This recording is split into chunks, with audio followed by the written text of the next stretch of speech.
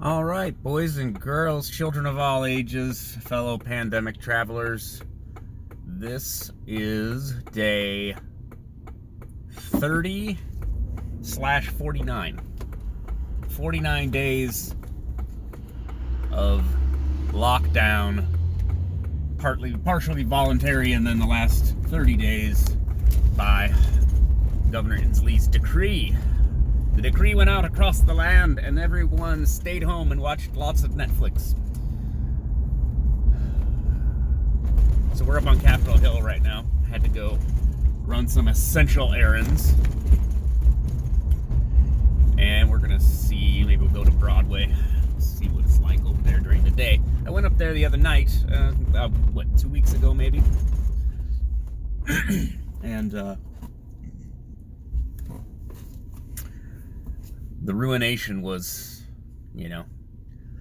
looking back, it was like, there it is. This is real. People are abiding.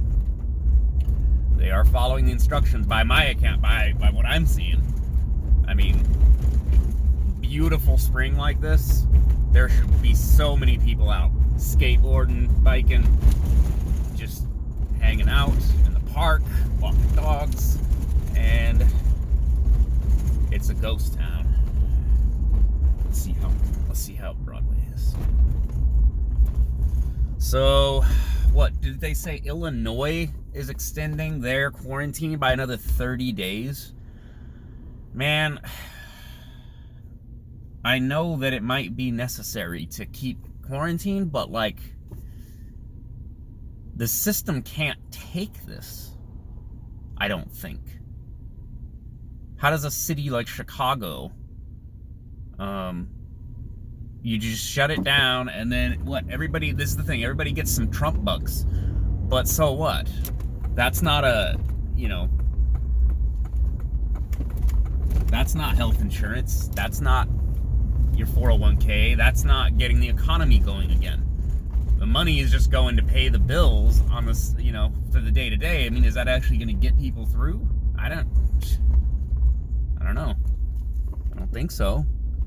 And it doesn't take care of the mental illness issues and all this other stuff, like the corona crazies and everything.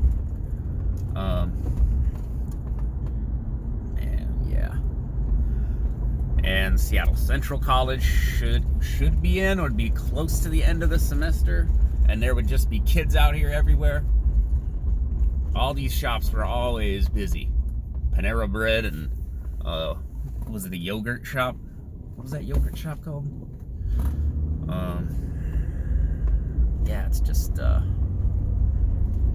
obviously desolate.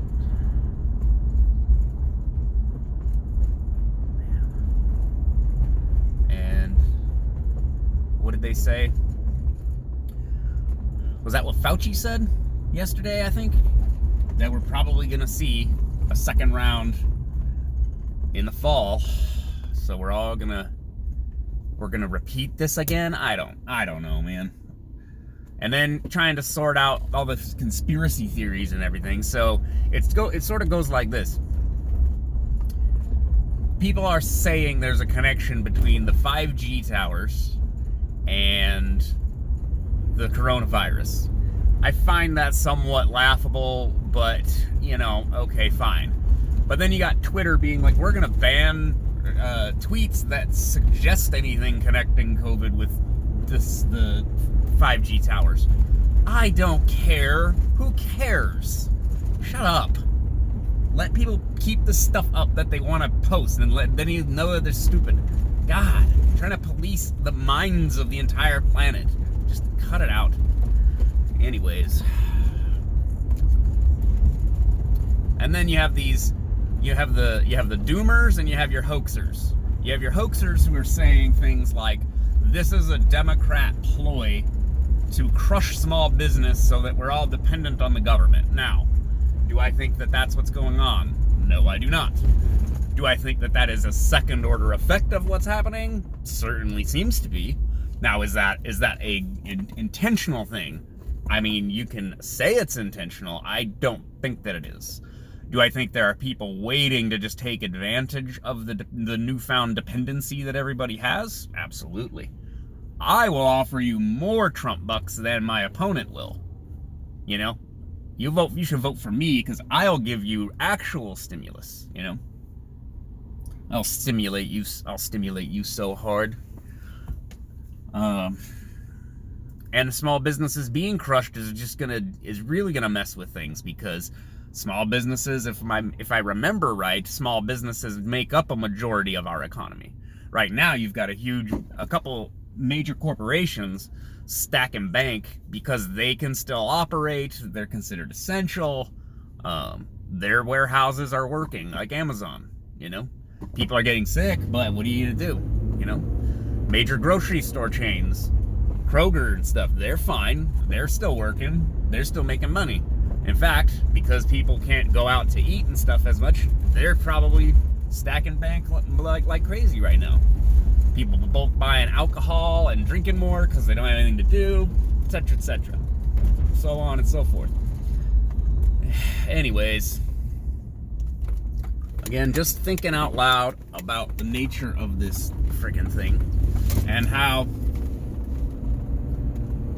the response, again, Inslee just sort of not giving a response. Like, oh, we're gonna do something in the future. We're gonna have a plan. Gotta start getting people some options here. You can go out, but you need to wear a mask. If you're not gonna wear a mask, you need to get tested. Stuff like this, you know? And we need those antibody tests. I keep forgetting the technical term for it. It's sort of a neat little word, but I keep forgetting it. The antibody testing. Seeing if people are immune if they have it. Can you get it again? Or like a little birdie told me that this thing has already mutated into as many as 30 different strains, and so if you have antibodies for one, does it mean you can't catch the other ones? Does it not matter at all? Can you just get the same virus again regardless of whether it mutates?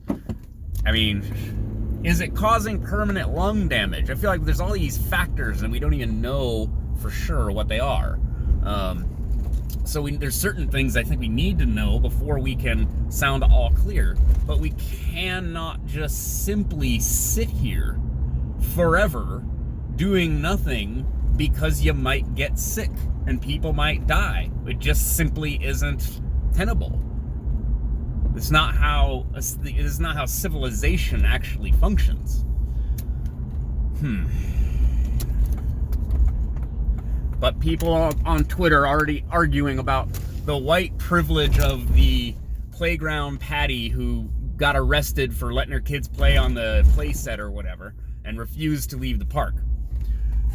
If your priorities are to complain about privilege in policing in semi-rural Idaho, suburban Boise, Idaho, because someone voluntarily chose to get arrested, that's your take, is look at the white privilege of this lady. You're mad that she wasn't a victim of police brutality? Is that what that's what you're upset about? Seriously? I mean, come on. Anyways, gotta get our priorities straight. We gotta get this thing figured out, because people are gonna go more crazy. And then what's gonna happen too is, well, apparently, like, crime is actually up in New York City. I think it took a dip for like a short period of time, but just saw the reports the other day that murders are up. I don't know how you get more murders when everybody's supposed to stay home, but apparently, never mind not obeying the lockdown order, you're also gonna be a murderer. I guess, you probably don't, if you're gonna do the one, you probably don't do the other, and vice versa. But we can start doing things like Montana, for example. Montana says that their governor says they're opening up this weekend. This weekend, all clear. Go about your business, but be safe and all that. But Montana has had like 20 deaths. Now, we cannot cancel civilization over that level of public health hazard, and that's just hard numbers that everybody's just gonna have to get used to. There will be deaths, guaranteed. But we cannot cancel civilization over that level of public health hazard, and that's just hard numbers that everybody's just gonna have to get used to. There will be deaths, guaranteed. But we cannot cancel civilization over that level of public health hazard, and that's just hard numbers that everybody's just gonna have to get used to. There will be deaths, guaranteed. It's the total number and whether it's acceptable to go to this level to contain a thing that is not as big a threat, a public health hazard, as all kinds of other things. I know it's hard, it's brutal. Yet someone has to take the heat for getting this wrong, and I don't see really any politicians wanting to step up. Trump doesn't want the body count on his record, you know, for obvious reasons. But yeah, rural states. And think about this. So now you've got these coalitions of states like Washington, Oregon, California are formed a coalition of states. What that means exactly, I'm not quite sure. It means they're going to coordinate. It means they're going to share resources, I suppose. They're going to share information. That's fine. That's good. But will these consortiums or these coalitions, will they bar travel? Is that what's going to happen? So it might not be a bad idea to restrict travel to inland states that aren't as infected, unless you're essential personnel, truck drivers and such. Maybe? I don't know. You limit the movement of people, you maybe limit the movement of goods as well.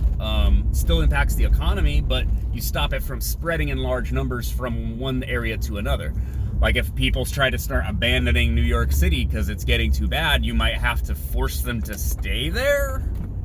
I mean, them fleeing will spread it further. So then you have to restrict travel, and then is that impeding the Fourth Amendment? Oh God, what a mess. But again, if we're going to be doing all these measures for public health reasons, well then, that's what we need to do. Don't worry, old timer, I'm not going to run you over. You're good. Guy looks like Harry Plinkett.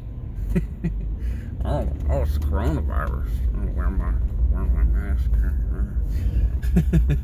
Anyways. All right, I think I'm out of rambling for today. Remember, I go out so you don't have to. Bye-bye.